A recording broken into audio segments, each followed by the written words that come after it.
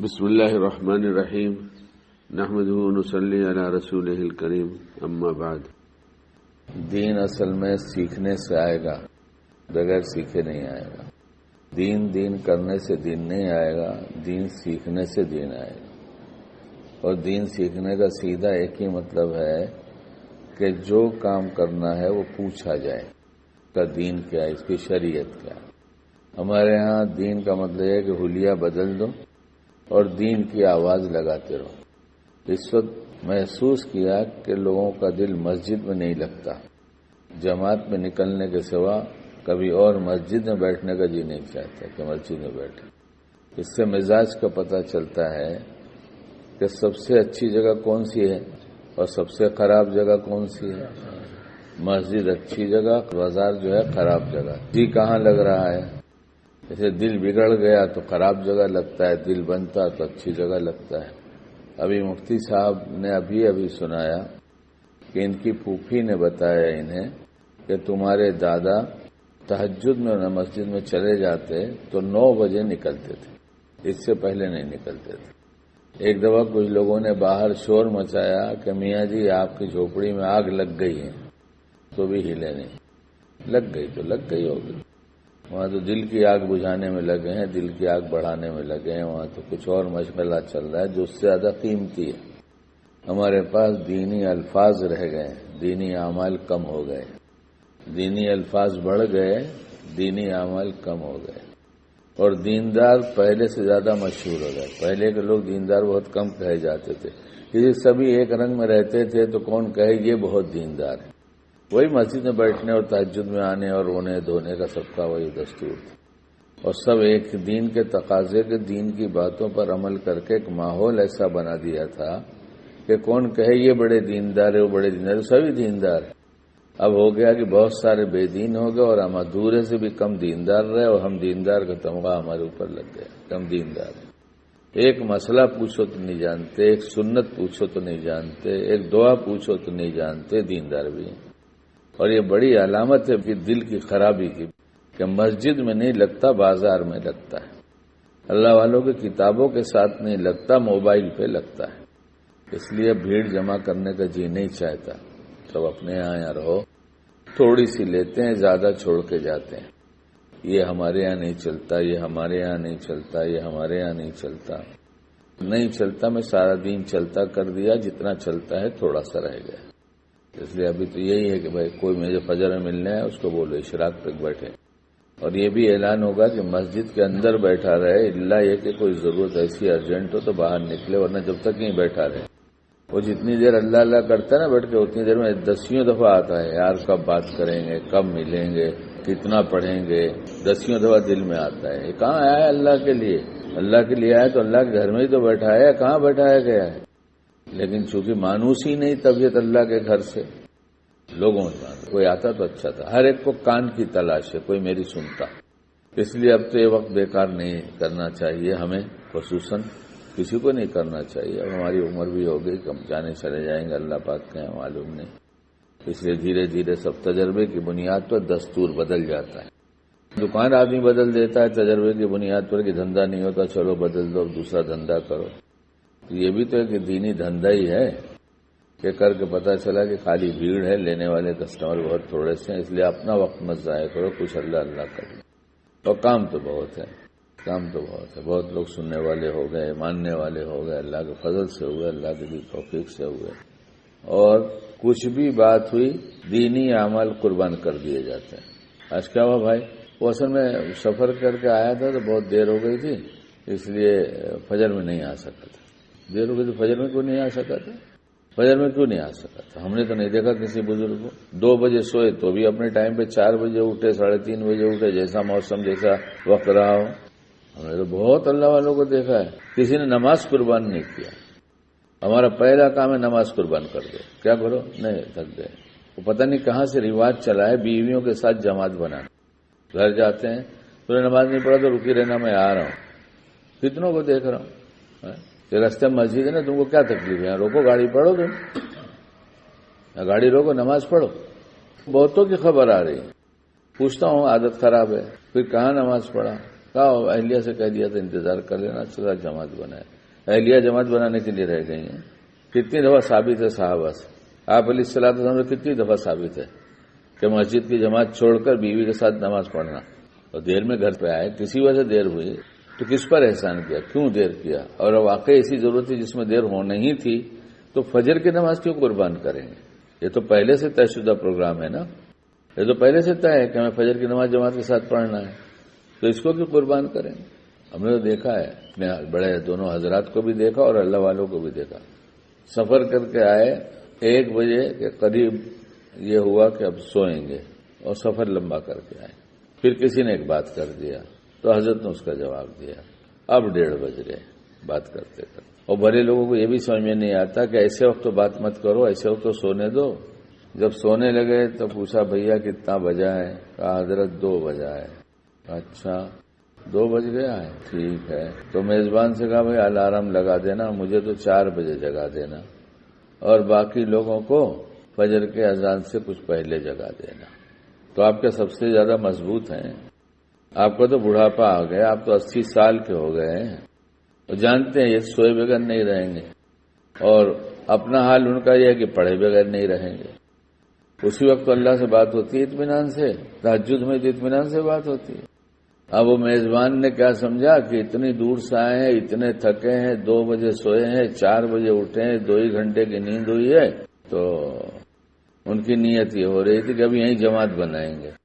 تو حضرت نے پوچھا بھائی نماز کا وقت ہوا ہوگا، مسجد میں نماز تو ملے گی نا کہیں، کہاں ہے مسجد؟ تو کہا حضرت اب اتنے تک بولے تھکنے سے کیا ہوا، کیا نماز چھوڑی جائے گی، جماعت چھوڑی جائے گی، چلو جلدی. اور تکبیر گئی تو نماز کے بعد بہت ناراض ہوئی. یہ کوئی طریقہ ہے؟ جب میرے سامنے تم لوگ ایسا کرتے ہو تو میں نہیں رہتا تو کیا کرتے ہو؟ کہیں نماز چھوڑی جاتی ہے؟ تھک کے آئے کیسے بھی آئے نماز پڑھو. کوئی شرعی عذر ہو گیا کہ تم تھک گئے، کیوں تھکائے اپنے کو دوسرے کام میں؟ ہمیں اس کا تو مزہ ملا ہی نہیں نا. یہ کہاں ہے ہمارے پاس؟ معمولی باتوں پہ جماعت چھوڑی جاتی ہے. تکبیر کا تو کوئی اہتمام ہی نہیں. لمبے سفر سے آئے، ایک بزرگ کے ساتھ تھا، کافی تھکان والا سفر تھا. وہاں بھی سوتے سوتے تقریباً 1 بجا. تو پوچھا کیا خیال ہے؟ ہم نے کہا حضرت سو جانا چاہیے. اب کیا خیال ہے؟ تھوڑی سی بے تکلفی تھی، شیخ نہیں تھے ہمارے وہاں. سو جانا چاہیے. کہا سو جاؤ، میں بھی سو جاتا ہوں. کتنے بجے اٹھنا چاہیے؟ میں نے کہا آپ بتا دیں. تو کہا صبح صادق سے کم اتنی تھکان ہے تو 1 گھنٹہ پہلے تو اٹھنا ہی چاہیے. کتنی دیر؟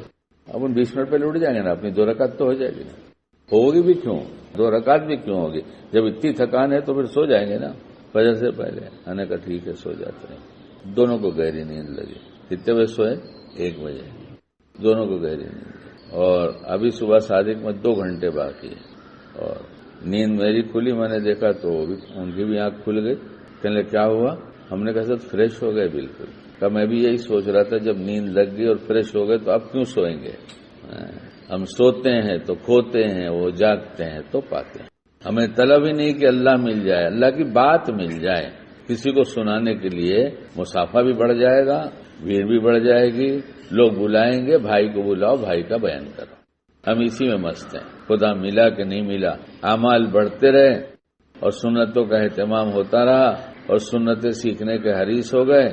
دعا ایک پر اکتفا نہیں کیا، بلکہ یہ جانتا ہوں ایک اور پڑھ لوں، ایک اور کر لوں. ایسے لوگوں کو جانتا ہوں جو گھڑی دیکھتے ہیں، کہتے ہیں بھائی آج تو بڑا اطمینان سے کھانا ہوگا، ماشاءاللہ ابھی تو بہت وقت ہے.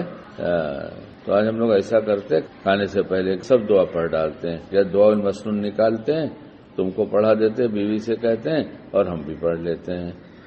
اس لیے کہ آج تو بڑا موقع ہے، اس لیے پڑھ لیتے ہیں. کسی دن موقع ملا تو کہا آج کھانے کے بعد کی سب دعا پڑھ لیتے ہیں. آج جلدی بستر پہ چلے گئے، بھائی 9:30 ہی تو بجا ہے، چلو ایسا کریں حسن حسین نکالتے ہیں، اس میں بہت ساری دعائیں ایک جگہ لکھی ہے، سونے سے پہلے کی ساری دعا پڑھ لیں گے. آج نہیں، ہم کو کہاں فرصت ہے، ہم کو تو آج یہاں بیان کرنا، کل وہاں بیان کرنا. ہمارے حضرت مفتی محمد حنیف صاحب رحمۃ اللہ علیہ، اللہ ان کی قبر کو نور سے بھرے، ان کی پوری امت کی مغفرت کر دے. جب رہتے ہیں تو تقریباً اس وقت روز بھی بیان ہوتا تھا، مغرب بعد یہاں، مغرب بعد وہاں، یا عشاء بعد وہاں. تو مغرب کی نماز پڑھ کے اطمینان سے یہی بیان تھا جامع مسجد میں. اپنے اطمینان سے ہوا بین پڑھا، پھر بیٹھے کرسی پر. تو کچھ لوگ چلے گئے تھے، جو لوگ بیٹھے تھے ان کے آپس میں کچھ لوگ یہ بھی کہہ رہے تھے یار اب اتنے نماز اطمینان سے پڑھیں گے تو پھر بیان کب تک کریں گے، کب تک ہم لوگ بیٹھیں گے.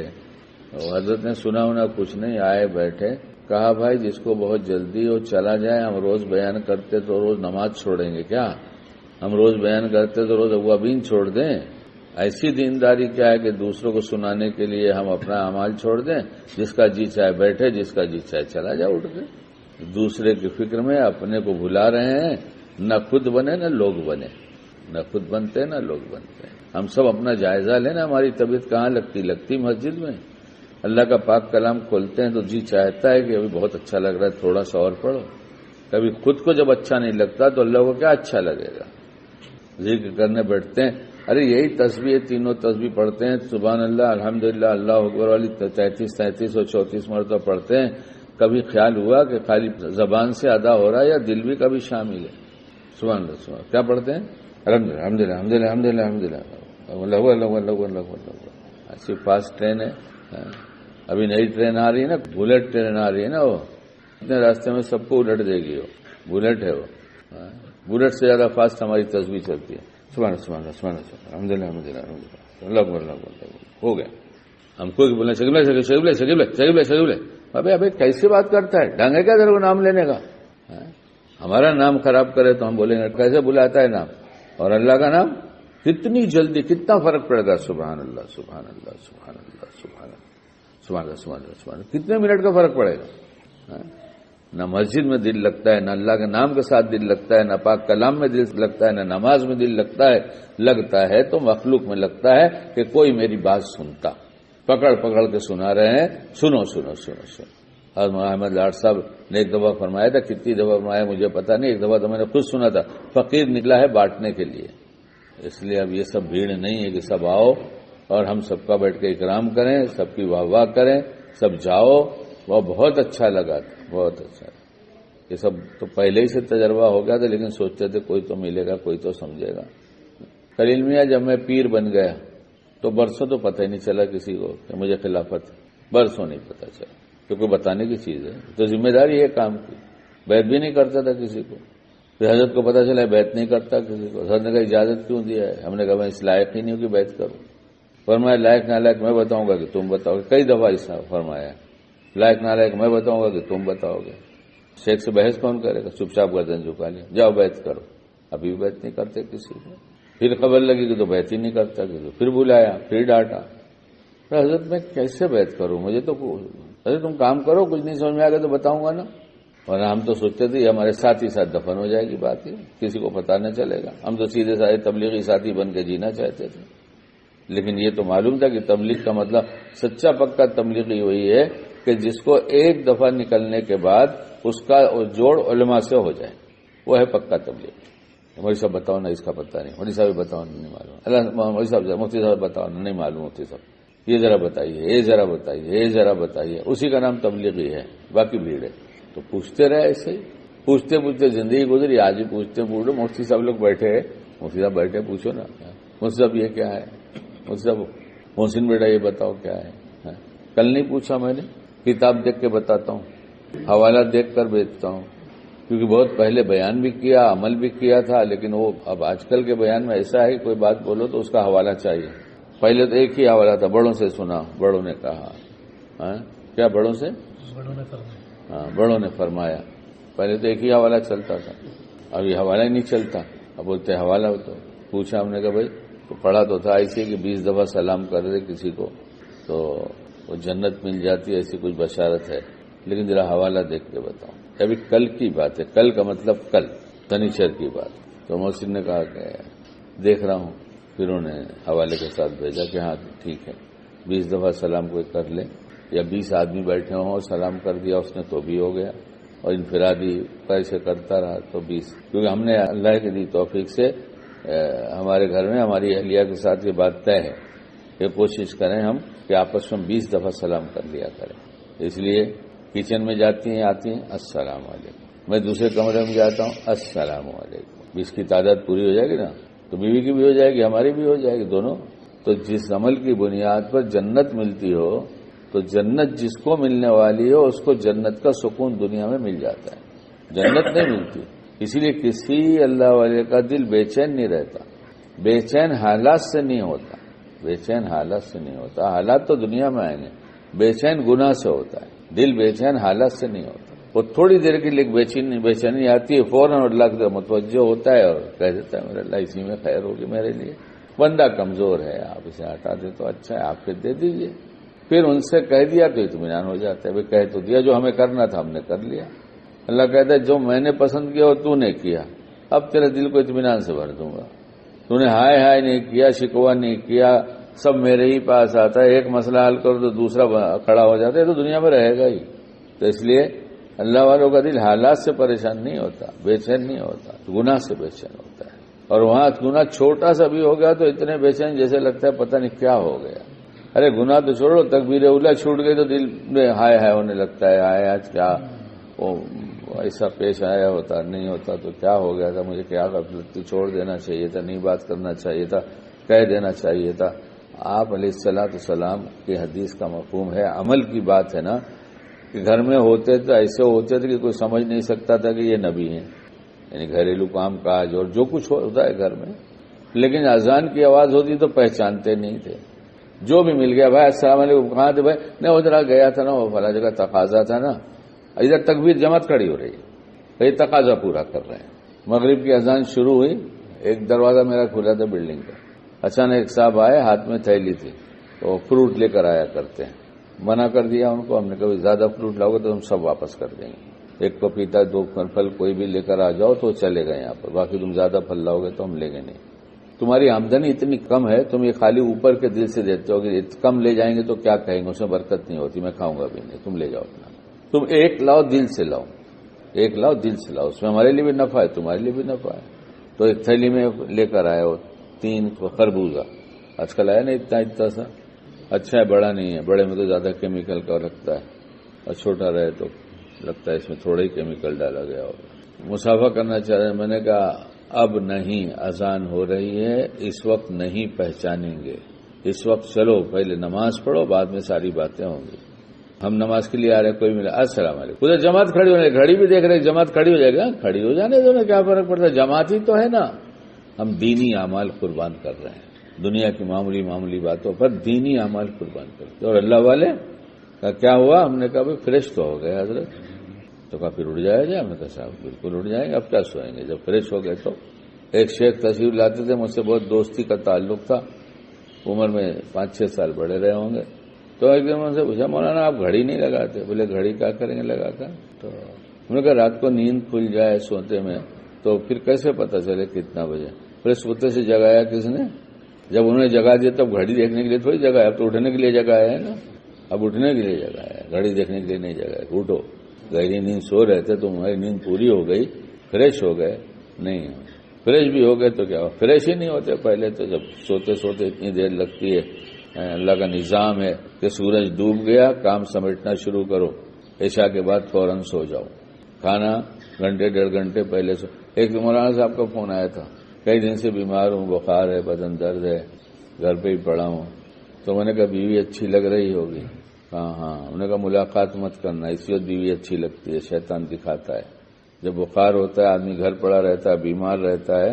تو شیطان بیوی کے حسن کو بڑھا کے دکھاتا ہے، یہاں شہوت پیدا کرتا ہے وہاں حسن کو بڑھاتا ہے، تاکہ یہ ملاقات کر لے تو اس کا بخار ہمیشہ کے لیے ہو جائے، اور جب بخار ہمیشہ کے لیے ہو جائے تو آج کی ملاقات 2-4-10 ایسی ملاقات سے بخار پختہ ہو جائے گا، وہ اس ذریعے سے ایمان لوٹے گا کہ پھر چڑچڑاپن ہوگا اور غصہ کرے گا۔ بیمار آدمی پیار سے بات نہیں کرتا، غصے سے ہی کرتا ہے۔